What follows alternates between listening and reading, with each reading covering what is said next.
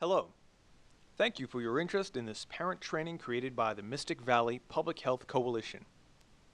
This training series is designed to help parents develop a better understanding of effective communication with their children at every age, setting limits, boundaries, and expectations for behavior, how to intervene early on risky behaviors, and how to nurture protections and healthy decisions. This training will touch on developmentally appropriate prevention strategies and tips for parents to begin the conversations about substance use and your expectations and boundaries before it might be a problem. Protecting your child from future alcohol or drug use may be the last thing on your mind now, but studies show that children have solid ideas about substances, especially alcohol, as young as 8 years old. They are exposed to ideas through ads, movies, TV shows, music, in addition to what they observe among the adults in their life and within the larger community. Age 6 to 10 years old is an ideal age for you to protect them from future substance misuse and to strengthen existing protective factors. In this training, we will be discussing the following key opportunities with children in this age range. A strong sense of self is one of the strongest protective factors for delaying the onset of use and/or preventing substance use and abuse later in life. Encouraging a strong sense of self-esteem in children means providing a consistent and positive approach to their upbringing. Listed below are key senses that, when present in your children, open the doors to a happy, productive, and healthy life.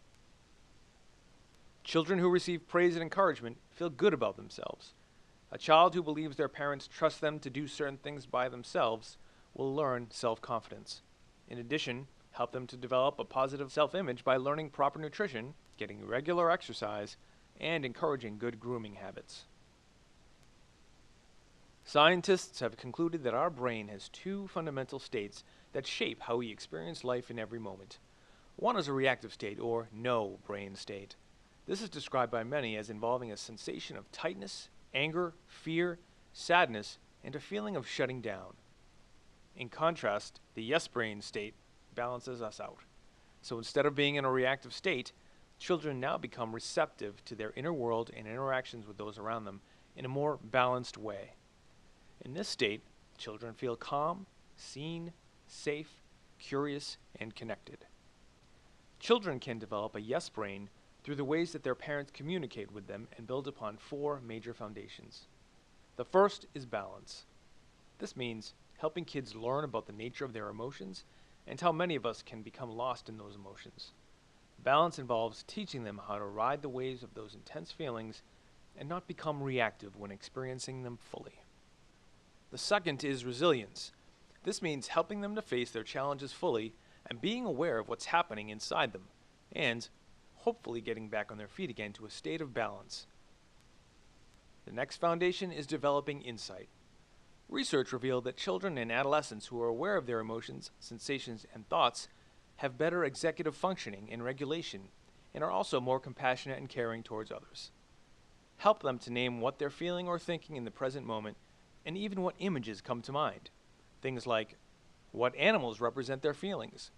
Do they think of storms when they're upset? Or, when feeling calm, do they see an ocean? The fourth foundation of living with a yes brain approach to life involves parents modeling and teaching their children empathy. Teach them that empathy is when we feel, to some degree, similar feelings to someone else, especially if that other person is hurting.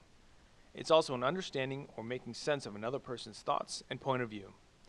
It's also about having empathetic joy, which is to feel joy or happiness or be thrilled with another person's success and happiness. By taking a yes brain approach, parents can teach their children and adolescents skills that are fundamental to living a life of courage and healthy well-being. Given the importance of media influence in the lives of young people, relatively new, promising approaches to substance abuse prevention are to teach media literacy. This is primarily focused on the powerful role of media as an influence on children's use of alcohol and other drugs.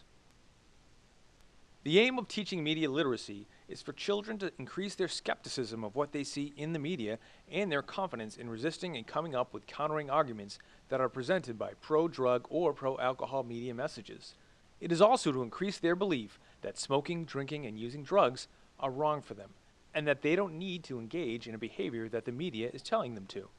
Understand that when teaching your kids media literacy, it's not about telling them whether something is right or wrong. In fact, the process is more of a discussion and exchange of ideas with the intention to get them to question the validity of what they see. So the next time you are together and see advertisements, commercials, print ads, videos, or shows that refer to risky behaviors, ask them a few of the following questions. Who created this video, commercial, or billboard, and why do you think that? Why do you think they made it? Who do you think the message is for? What techniques are used to make you believe what they're saying? What kind of details do you think are left out? As in, what do they not want you to think about the subject matter? And lastly, how did the message make you feel? By initiating these types of discussions, you'll learn a lot about each other and how you view and interpret the world around you. You'll also be teaching them a lifelong skill to be wary of mixed messaging about alcohol, tobacco, and drugs, and of the intentions behind them. When it comes to kids and substance use, we can't gaze into a crystal ball to find out whether our kids will face problems with drinking or drugs later on in their life. But you can determine if your child may be at greater risk for substance use disorder if certain challenges appear early on. Pay careful attention if something seems off. Start taking action and find support. If the following things are challenges you're facing, start by asking for help from health professionals, teachers, school counselors, or a prevention specialist. Are there mental health or behavioral issues that need to be monitored and treated? Understanding how emotional or behavioral issues can trigger a substance use problem will greatly reduce their risk for developing one. Are there early academic issues and behavioral management challenges in the classroom? If so, seek support, as these issues could escalate as time goes on if not addressed appropriately.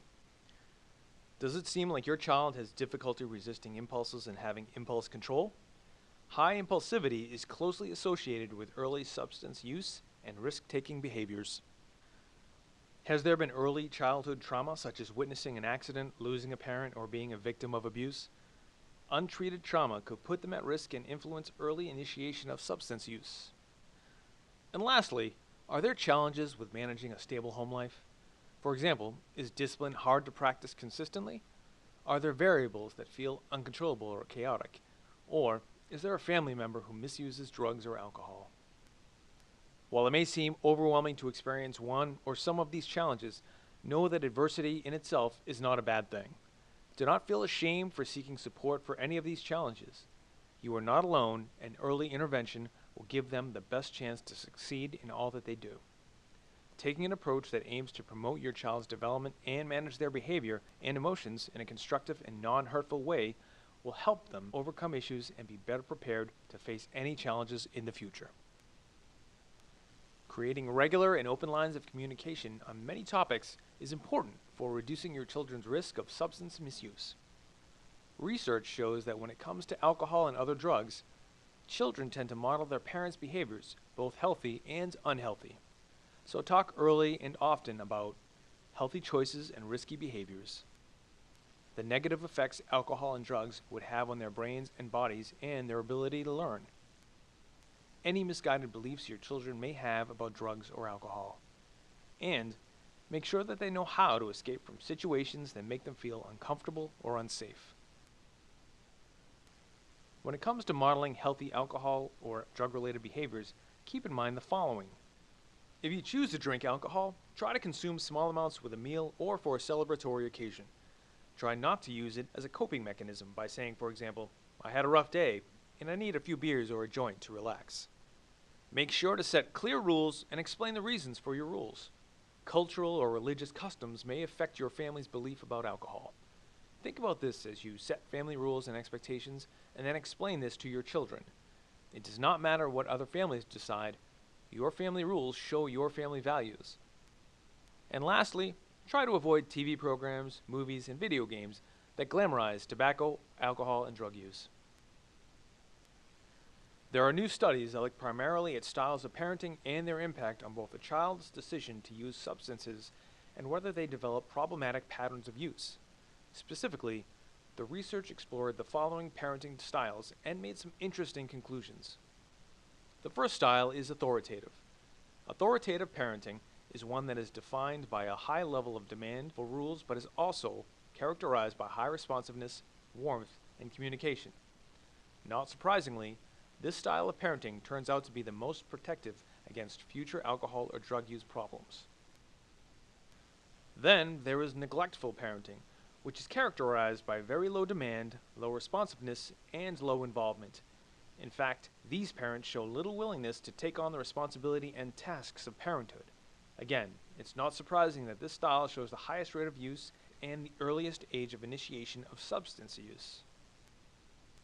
Next is an indulgent parenting style, defined by fewer rules and demand for discipline, but a very high level of warmth and communication. Interestingly, the results were mixed for this parenting style, and it showed both a positive and negative association with future use. Last, there is authoritarian, in which there is a high demand for obedience and low warmth or responsive communication. Overall, this was less protective, but it also depended on cultural norms. For example, in one study of Brazilian parents, this style was seen as protective. The main takeaway is that the way you choose to parent does make a difference, and the two most important factors are your level of monitoring of rules combined with the warmth and openness of your communication. It's important to point out that choosing a parenting style that both works well for you and has components that are protective for your children is truly the best combination. This series shows just a few examples of scenarios you may experience when speaking with your children of this particular age range. We encourage you to read through them, practice, and pick language that works for you and your family.